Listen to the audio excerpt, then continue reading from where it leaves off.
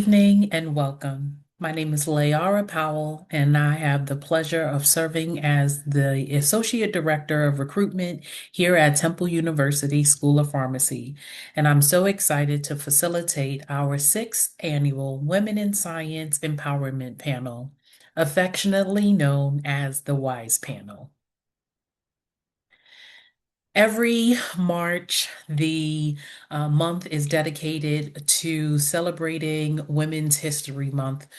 So, regardless of field, culture, society, it has been an opportunity for us to celebrate the contributions of women. And since 1987, we have celebrated Women's History Month here in the United States. And that's actually where the idea for the Women in Science Empowerment Panel came from. The month of March, and really wanting to highlight the impact, contributions, and to truly just celebrate what women have been doing in the field of science, which technically was once a male dominating field. And so, fortunately, we're starting to see growth and achievement and leadership in the amazing dynamic field of science. And so every year for the last now 6 years, we've been able to have an amazing panel of women from all spectrums of the career of science join us, and we're able to celebrate and highlight and learn more about their amazing contributions. And so, I do want to take a moment and just highlight and represent those women that have been on the last five panels, how to continue to add to this wonderful group by celebrating four new amazing women that happen to be alumni from Temple University School of Pharmacy. And so this year, these four amazing women have graduated from Temple University School of Pharmacy within the last 6 years, hence our WISE in six. And I'm just super grateful for their time. That they'll spend with us this evening. Unfortunately, we are only joined by three of the four that we're highlighting this year. Dr. Mabuba Chowdhury, unfortunately, was in a car accident and won't be able to join us. However, she sends her regards, and we're sending our prayers, love, and well wishes during this time of recovery, extending to her as well as her mom. But without further ado, super excited to kick off our sixth annual Women in Science Empowerment Panel. And we always start off with the question, why science? Started to go to school. So it's really all about representation and helping people who look like me who are even scared to ask the questions that they don't have the answers to. So that's why it's important to me. Thank you. I can go ahead next. Similar to Akili, I actually also started at Walgreens back when I was like 15 years old. I had, no idea of like what I wanted to do long term. I always gravitated towards like the STEM fields when I was younger. I just enjoyed, how in science and math, there's kind of like always a right answer. There's not a ton of ambiguity, but obviously, as you go through into more advanced curriculums and stuff, you'll see that there is a ton of ambiguity. But similar, I started at Walgreens when I was 14, 15 years old. And then once I kind of saw kind of similarly like how the pharmacist at Walgreens really interacted with her patients and really interacted with the community and how much the pharmacist actually did.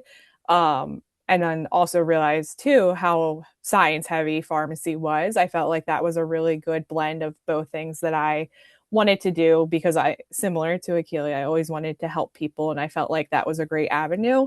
So I also then transitioned to being a pharmacy tech, pharmacy intern, and then eventually, went to pharmacy school. But I think it was that initial impression that I got from that retail pharmacy space, just seeing how accessible that pharmacist was and how much the community relied on her, and how I felt that I envisioned myself in a role like that. Um, so yeah. Thank you, Corin. I have a somewhat of a similar story, but for me, I feel like I was always really interested in science. Had a really amazing science teacher in sixth grade who made science just really fun. And from then I was just hooked up until that point. And so I carried myself all throughout middle school, high school, really trying to take classes that were focused in science. Like I remember in high school, I tried to like do extracurricular activities that had like science competitions and stuff. And then while I was in college, I grew an interest in hemonc. So I started doing some research with one of my professors who was a clinical pharmacist in hematology. And that's where I grew my passion for hemonc at that point. And, going throughout my undergrad years, I knew I wanted to do something in science. I knew I wanted to be somewhere in hemonc, but I just didn't know how. But I actually took a little bit of a break after I completed my bachelor's, and I explored a little bit to see like where I could kind of put my interests. And fortunately, I also started working at not Walgreens, but its competitor CVS at the time. And I was fortunate enough to have some really amazing pharmacists on staff there who told me about all the amazing things that pharmacists can do outside of retail pharmacy and within or community pharmacy, let's say. So that's what really inspired me to go into pharmacy school. I went into pharmacy school with a plan in my head that I wanted to either go into clinical pharmacy specializing in hemonc or do like a fellowship or like something in industry that specialized in hemonc. So that's kind of where I'm at right now. Thank you so very much. I always want to know, and I know I'm older than Messina and Corinne, but when I was growing up, it was always the field of science is a male-dominating field.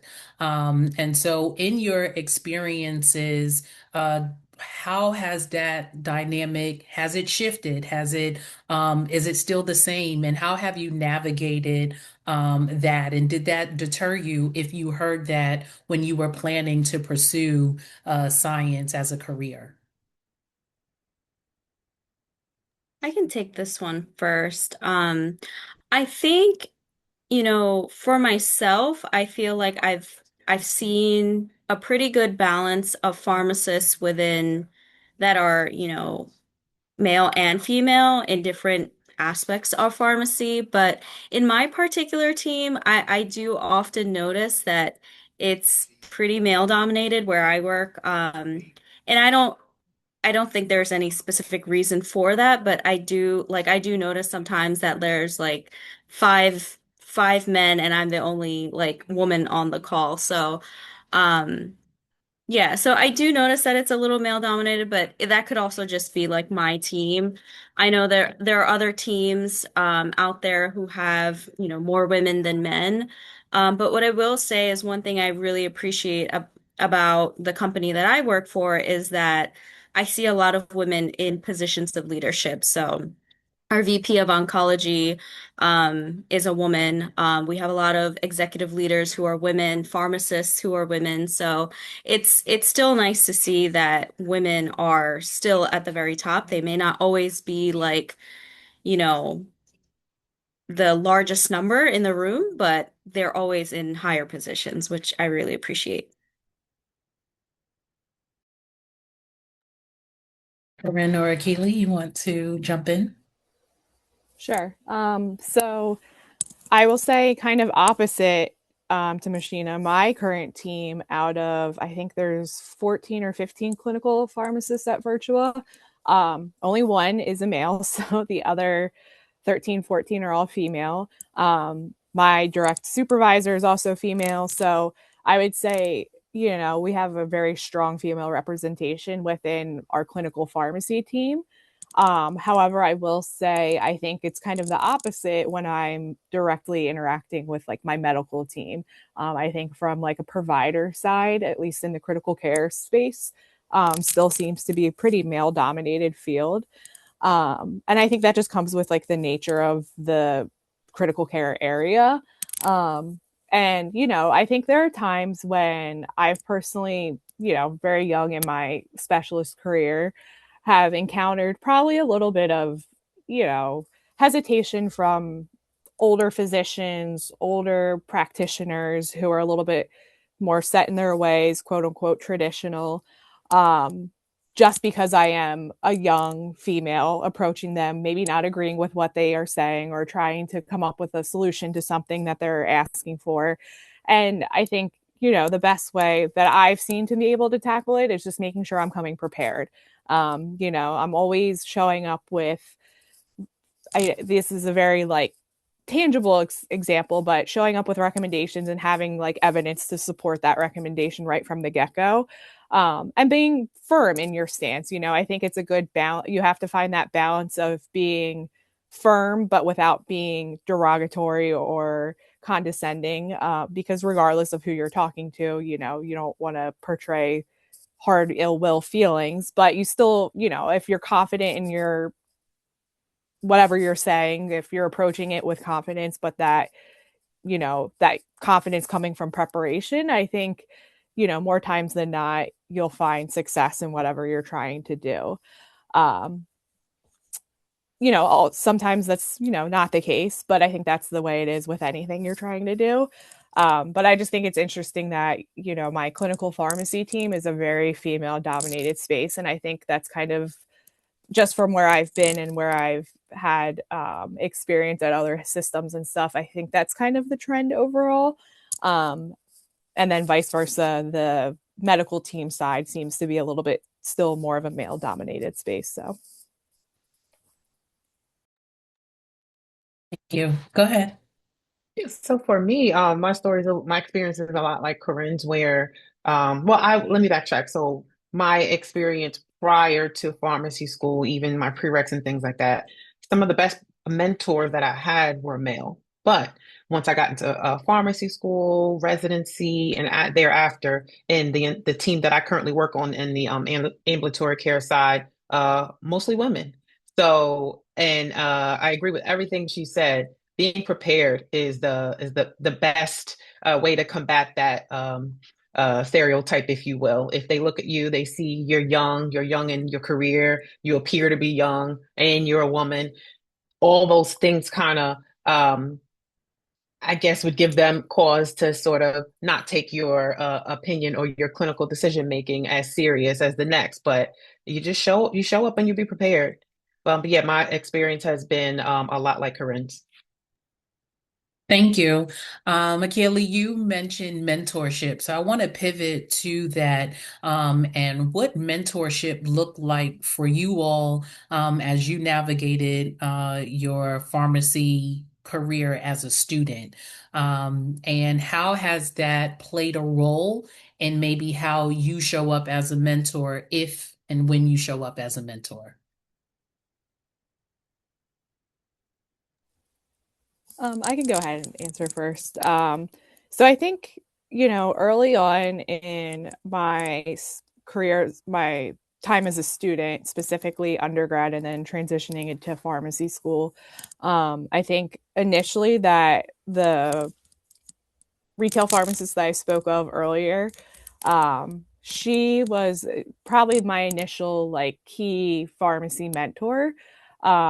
She had been in practice for a long, long, long time and has seen a ton of things, had worked in a bunch of different areas, um, hospital, retail, long-term care, like all different areas. And she was just a really great person to kind of talk to discover my passion for pharmacy through. Um, and she was very supportive of, whatever path I felt like I was leaning towards, whether it be staying with retail, going into hospital, going to pursue residency.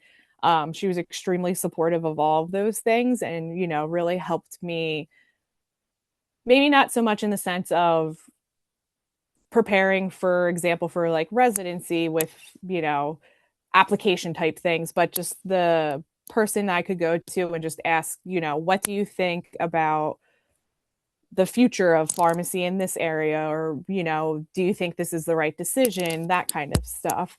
Um, and then throughout school too, I think, you know, my experience as a student, I was very involved in a lot of organizations. I was in LKS for all of pharmacy school, and I think I formed a lot of more informal mentorship relationships with some of the older girls I was partnered with in LKS. Because similar to, you know, the panel here, they all had very different trajectories in pharmacy, and it was just really nice to have that kind of variety of people to talk to try to figure out, you know, what path was best for me. um, and then even into like residency, you know, during both my first and second year of residency, I became pretty close with a couple of the different preceptors, and again, like then that kind of helped me narrow my path into critical care even. um, because, you know, I just found those preceptors that I gelled with, and I was taking an interest into critical care, and I could go to them with preparing to transition into specializing, you know, what kind of steps I needed to take, what kind of things I needed to do.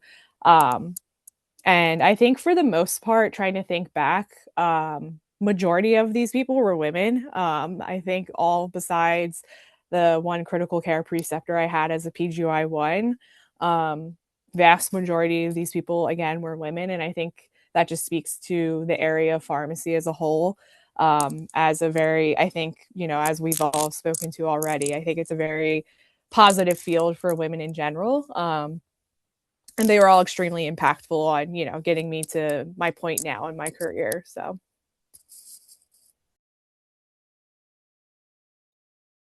Yeah, I'd like to piggyback off of that. So with with that, like the mentor, most of my mentors have been women. An example that comes to mind is match day. It's very fitting to be in match day was recently.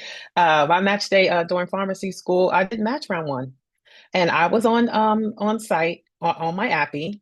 I got the note that I did not, I got the email that I didn't match. I was so discouraged. But when I say a good mentor, a good preceptor can make or break the way in which you become a great mentor down the line, how you pass it forward. She gave me the tough love that I needed that day. I was not in a space to hear that tough love, but later on, she became somebody that I leaned on during residency, even after. I'm still in touch with her today. She really gave me those words of you deserve a seat at this table. You absolutely deserve to be here. One no does not make or break your career. And that's what I needed to hear that day. And I find myself a lot of times leaning into that even today, even, you know, you know, in my career now and passing that on to the students that I precept today. So having a good mentor is really important. Thank you. Messina, you want to jump in? Go ahead. Sorry, I couldn't unmute myself. Yeah, totally agree with everything you both have mentioned. The only thing I'll add is I'm kind of on that. And so now that I'm nearing the end of my fellowship now, I'm in that phase of like looking for a job, and it's tough out there because there's a lot of fellows who are looking for, their first job after fellowship. So my mentors have been more than amazing. Not only have they been there to encourage me, but they're like constantly giving me, sending me LinkedIn job opportunities. They're telling me what I need to do when I need to prepare. And these have been mentors that have helped me when I was applying for fellowship. These are people who are still professors at Temple University right now. And there are also people who have become my preceptors in my fellowship. So I think, you know, I I just appreciate all of the help and support that they're offering me. And I probably wouldn't be standing afloat where I am right now without them. Thank you.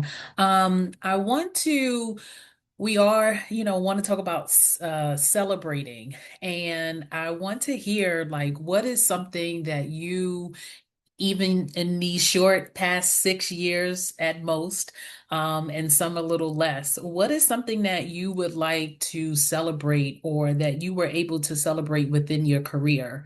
And then I have a part two, but I'll give you the part two after the celebratory share. It could be work related or not, or both. I will say last in the spring last year, I did take and pass my critical care boards, which was something I was like super nervous about going into it. Um, but I don't know, it was just very validating because, you may or may hear different opinions from different people, whether if not, you really need to get quote unquote board certified in your area of specialty. Um, but for me, it was just really validating because it felt like, all of that work I had put into the to where I got in the past 6 years, like really, I don't know, it just felt like it was something that was tangible to hold on to say, like, oh, okay, like I've achieved this like final goal of mine in terms of like an academic standpoint. Um, but then other things, I guess, non-work related or non-career related, I think post residency, just adjusting to having like a fulfilling life outside of work and outside of residency now, um, has been super rewarding. I think, I feel myself shifting into no longer feeling like a continuous student, but also now starting my actual life and like what that looks like for the future for myself. And I think that's also super rewarding in itself too, because I'm able to do that because of the things I've done and the work I've put in over the past, however many years to get here, to be able to now kind of like reap the benefit of that in my personal life too. So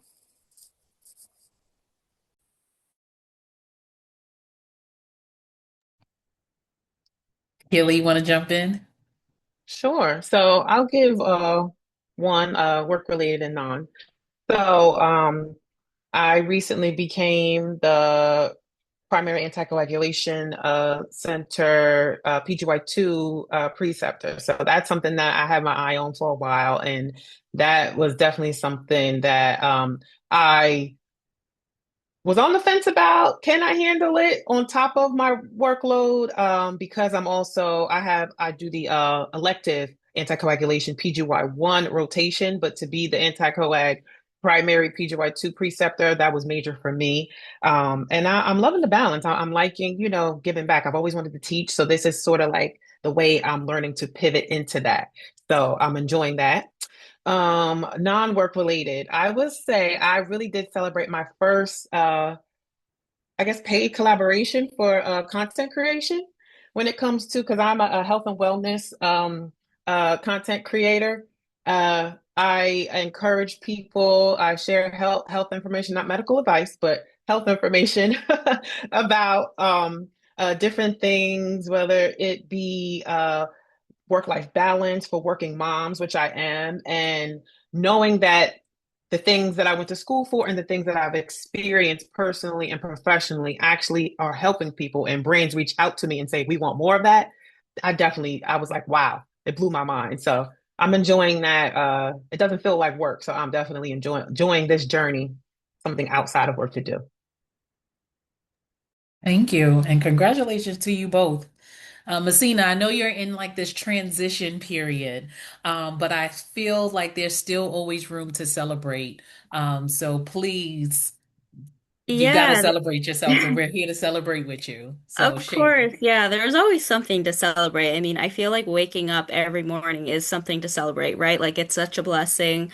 I feel like, we're so lucky to live in a place where like, we have access to all of these amazing things and things may not always be rainbows and sunshine, but we're in a good place and I'm super excited about that. But one work related thing that I actually was able to celebrate and on my team is a couple months ago. So one of the things that I do in my role is I work really closely with patient advocacy groups, like a lot of multiple myeloma patient advocacy groups. And a lot of what my role is like, I give these presentations to these patients that, are in these patient advocacy groups, and then I always take back insights, any kind of feedback that they have. And I started noticing a trend like maybe like 9 months ago that there was one piece of feedback that a lot of the patients were giving, and nothing was really, I don't want to say nothing was really being done about it, but it was something that was easy that we could have changed, and it was just taking it, the process was just longer. So what I did is I just basically gathered, how many times we got the same feedback or the same insight from these patients. And I was like, okay, let me see what the current process is to basically change this thing. And I basically just figured out like a faster way of doing it. And honestly, I just used Copilot to basically help how to do it a little bit faster. So what I did was I ended up letting my clinical team, so we have these meetings every month, and I let my clinical team know, I'm like, hey, listen, I work with the patient advocacy groups. I've had X amount of meetings with them, and with these meetings, 70% of the time, this is the feedback that we're getting about our clinical trial. And this is a really easy fix, but we're taking way too long to make this change in our clinical trial. So, what can we do as a team to kind of expedite it to make it better? Because this is something that we're hearing a lot. And then on that call, like a lot of these team members were like, oh, we didn't realize it was such an easy fix. So they ended up changing it, and it wasn't really like a major thing, but it was like on the next call that I was on with this patient advocacy group, they were like, "Oh, we noticed that the change was implemented already." And I was just like, "Well, that was my work." But it's nice to see how, like, sometimes when you just stop and kind of think of like, okay, how can we make this a little bit more streamlined rather than following the traditional ways of things, can help someone or help something. So that was my little personal win. I love that. I think because it's always like those micro wins, they mean a lot and they lead to something bigger. And oftentimes we could just like, kind of forget about it. It's like, oh, it's nothing. It's something because it means something to someone else. And it also means something to you because you took the time to do it. So to the three of you, congratulations on your wins, both in and outside of what you've just been doing. So the part two of this is what are you looking to do maybe in the next 3 to 5 years? Because I always tell my son, he's 9 now, that we're never too old to learn, we're never too young to teach. And I know, Corinne, you're like, I'm done being a student. But, there might be something that you maybe want to learn, you want to continue to grow at, or you want to strive for. So, what is something, and I think it also can be, and I always ask this because we do have prospective students on here, and we also have folks that are working in the field.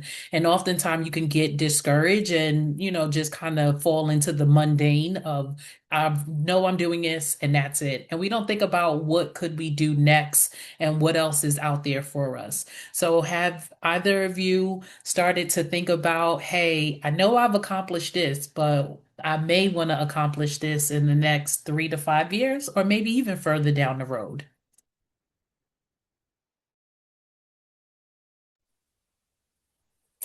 I think so. Yes, I did say I'm done being a student, but um, learning never stops. And, like I picked an area of specialty that I'm genuinely interested in. So there's always things that come up that are new, exciting that I'm, keeping up with. But I think, um, now that I've been at my current position for a little over a year and a half and I've felt pretty solidified in it, I think I want to start working on getting things published, outside of my requirements as a clinical specialist, but doing my own research, doing my own publications on things that either I've noticed, trends, things I've written up, stuff like that.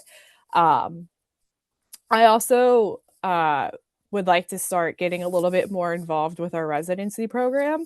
Again, I've precepted residents now, but I think I want to be a little bit more integral and our planning of our residency program, maybe taking on chair type roles or like co-director type roles that we have within our residency program. Because I do still, while my job is very clinical facing, I still do have a pretty strong passion for teaching, and would like to, give back to that in a area of clinical expertise through our residency program. So I think those are two like career driven things that I'm looking forward to. And then personal things, kind of what I alluded to, but I am engaged, so getting married and like starting that phase of my life, buying a house, all of these things that come with it, um, are also things, midterm goals that I have over the next couple of years. So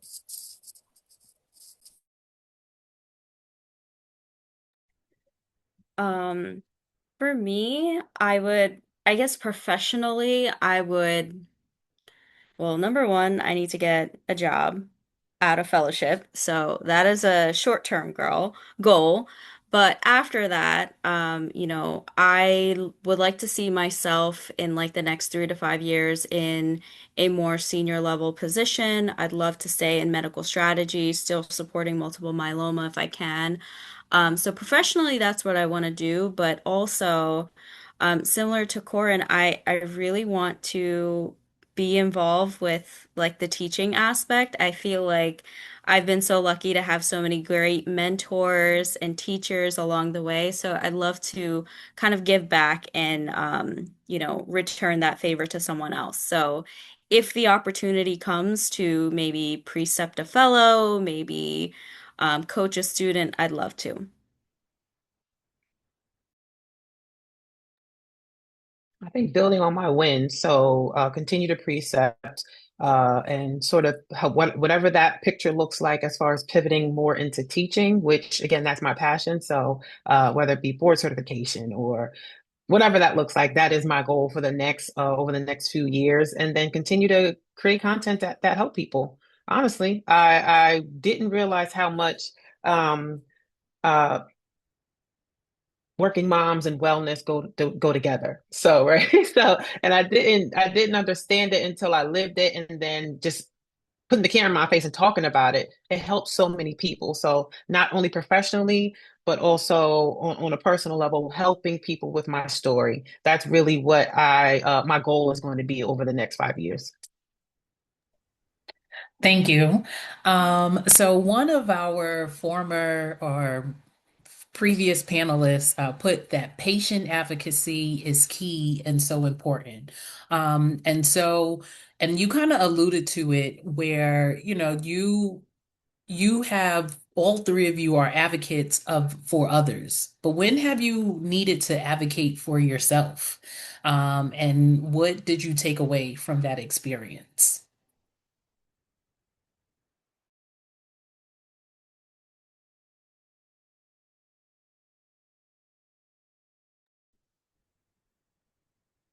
That's the most recent example of me advocating for myself is protecting my time um, in my workspace uh, to be able to precept the students the way I think they needed to be precepted.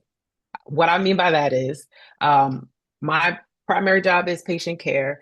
Precepting is a part of it where I have students come, like IPE and fourth year pharmacy students, PGY1s and PGY2s come through my office. But um, I didn't really feel at the time that my time was protected in the sense, well, I want to pour into them. I want to give them the time. I don't want them just shadowing me. I want them in there with me and actually doing it. And to do that, you have to prepare. You have to pour into that learner. So I advocated for myself for more protected time out of my schedule, and it was a simple ask, and it was like, what will make it happen for you? And you don't realize like closed mouth doesn't get fed, I guess. Here I am, worried and stressed, like how am I going to do this plus this? Just ask. Just lean into your resources and ask. And I did that, and it worked, and my schedule is built much better. So simple example, but it really did speak to just speaking up for yourself and uh, knowing how what your time is worth really helps. I love that. Thank you so much. Corinne, Amasina. I feel like I have a very similar story. As I've alluded to multiple times, I'm still learning and growing in my role. Um, but there was like, I think a couple, maybe like a month or two ago when I started this, the side quest of, looking for post-fellowship opportunities. I just felt really overwhelmed. I just felt like I still kept getting a lot of things to do. I was overloaded at work. I'm like on my laptop all times of the night, which was just not healthy. And I was just like, what am I doing? Why am I doing this? And I was so afraid to just, you know, tell someone, hey, like, we need to slow it down. You like this needs to be delegated to someone else. But I eventually spoke up for myself and I was just like, hey, I feel like I am, exerting way more effort than I need to be. I need to protect my time. I'm working over nine to five, and I really shouldn't be. And my preceptor was like, "Oh my goodness, I didn't even know that. Like, you absolutely should not be working after 5 o'clock. And, thank you so much for letting me know. We can definitely, assign all of these other projects to someone else." So I guess that was one way I protected myself and advocated for myself when, like, I feel like 2 years ago, Mosina would not have done that for herself. I would say my most recent example is the past couple of months to give perspective. My ICU is split up into two different service lines, so a surgical service line and a cardiac ICU service line. And I am the pharmacist for the whole ICU, so covering both services, which is busy, but it's manageable.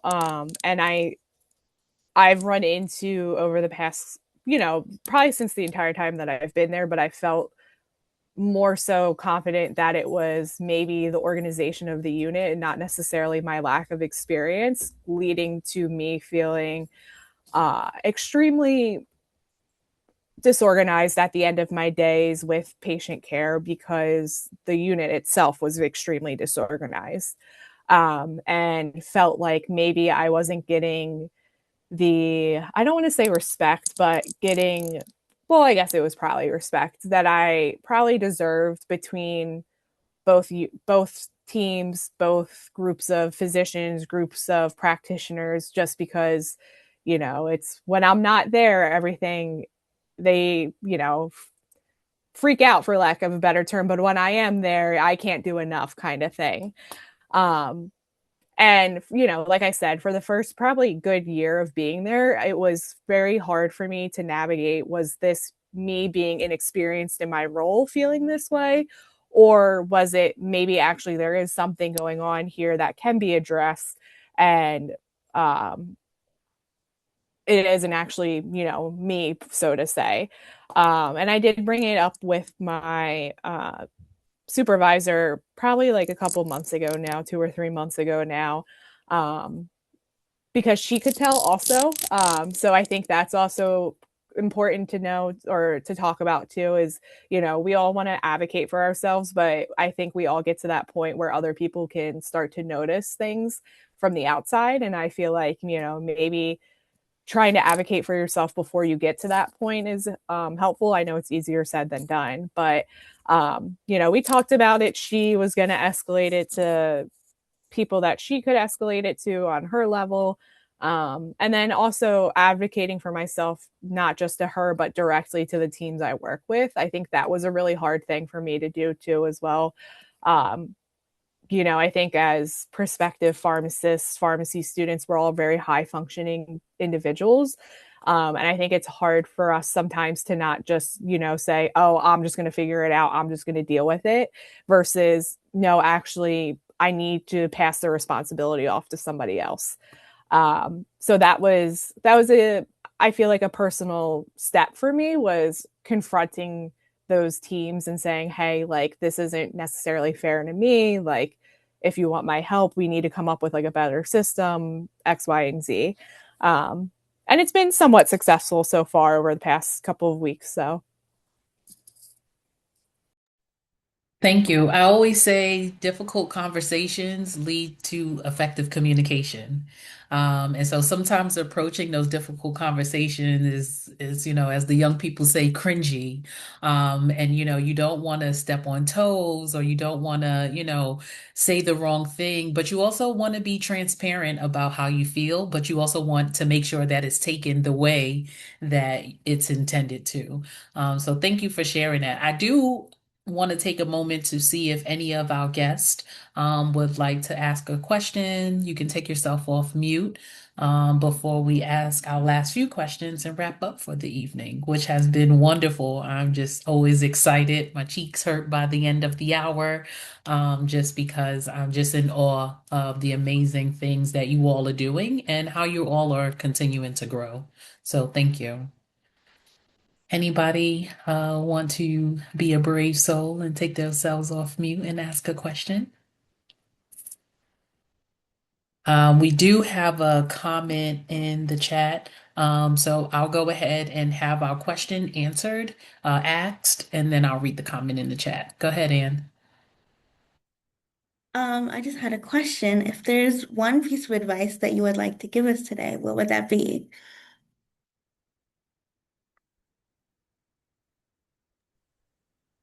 I have one. I feel like in pharmacy school, I was really stressed out all the time about, whatever the next exam was or next recitation or, the next thing. And like, if something didn't go, like if I didn't perform well on something, like I would beat myself up, like, oh my God, how could you do this? But it all works out. So just, I feel like I know this is really cliche, but give yourself some grace. You're gonna have ups, you're gonna have downs. It's all part of the journey and just love it for what it is. Thank you. I'd say the path to where you eventually want to end up is not linear. Lean on your resources. Everybody's journey is going to look different. So when I guess the example that I had as far as me not matching first round, yes, I was discouraged in the moment, but I picked myself up. I came up with a plan B, did second phase, and I ended up right where I needed to be. So if that's a testament to, yeah, you get knocked down, but getting back up, the table on which you're supposed to be sat, that's for you. Whatever's for you is for you. Keep going, no matter what. So Thank you, Corinne. I definitely agree with both the Akili and Messina. 100% echo what they're saying. I think the only thing I would add is just being really open to every opportunity possible. Um, I know it's easy to get fatigued with opportunities, especially as you're going into school and like progressing through pharmacy school. But I think just going into things with an open mind is extremely important because you may think you want to do one thing, go down a certain path, but then you have some experience that you might not have had if you said no to, and it can completely change your path. So I would just say try to have an open mind, because you may miss out on things that could totally shift how you're thinking or what you want to do. So echoing what both ladies said, but also I would just keep an open mind. Thank you. And thank you, Anne, for asking your question. So one of our previous panelists, Cora Boyd, she is a proud Temple nurse, and she's had the opportunity of partnering with some amazing pharmacists, which has been a huge benefit to improve patient outcomes. She would like to know, what would you say is the biggest benefit of being a part of an interdisciplinary team? I can take a stab at this one, and I Mhm. already kind of um, commented on this in the chat, but it's funny that you say that because I actually do have someone on my team who is now a medical director, but she was previously a nurse and a nurse practitioner. And I think last year, right before she entered this role, I think she got her doctorate in nursing. And having her on our team is just amazing. I mean, she always thinks of like, she always ties back to her experience in her clinic days to really tailor what we need to do for our patients. And it really helps us, refine our medical strategy a lot. So I feel like she's always like coming in with like these amazing ideas that we as, the pharmacists or the PhDs or the MDs don't really always come up with. And I think I think it's amazing. I mean, my team consists of, like I said, PhDs, MDs, PharmDs, and she's the only DNP on our team. And she always comes up like the most amazing strategies that ties into like an experience she had with a patient previously.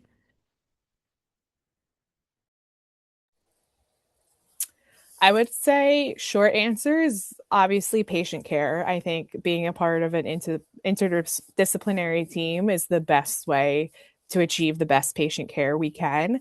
I think at the end of the day, that's who benefits the most from it is the patient you're treating, whether that's in a hospital, outpatient, through a non-traditional role.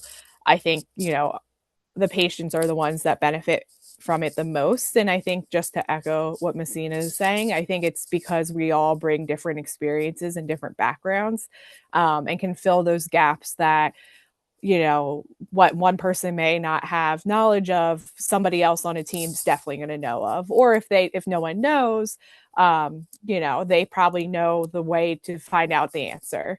So I think at the end of the day, it's patient care is what really benefits from interdisciplinary teams. But I think similarly, we all benefit from it because we all continuously learn being a part of an interdisciplinary team as well. I totally agree with that. And um, the both of the responses and even the question sort of reminded me back in my didactic years at Temple, where they would definitely drill into us. You are the medication experts. I don't know if you remember if they've said that, but you're the medication experts wherever you are. And nothing holds more true than when you're in the field, whether you're on the floor and there's different areas of specialty. So this is our niche. So what we bring to the table, some may consider it low hanging fruit, but it could be a make or break of a patient's discharge when we're talking about in the clinic, transitions of care. Hey, we're thinking about the logistics of how patients are going to practically get the medication that they need. So us as pharmacists, us being a part of a entire scope of a team, it really does drive home like how important our role is, knowing how these medications work, what can go with what. So it's a lot when we're learning it in the classroom, but when we're putting it into practice in the field, it definitely is mind blowing to me to be a part, just such an important part of the team that they do. They depend on you. They look at you. So yeah. Thank you. So this is the last question of the evening. Well, before I ask it, do we have any other questions from our guest this evening? All right. So to wrap up our sixth annual Women in Science Empowerment Panel, finish this sentence. I love science because.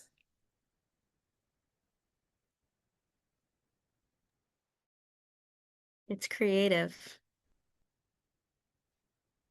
I love science because it changes lives. I was going to say something similar to that, but yeah, I love science because I get to make an impact on somebody's day. I'm also going to put the spotlight on my supervisor, Dr. Christina Rose, as well as our previous panelists, Miss Jacora Boyd, Mrs. Jacora Boyd, who also serve in the science field. So if you ladies would like to chime in, I would love that. And if not, it's okay.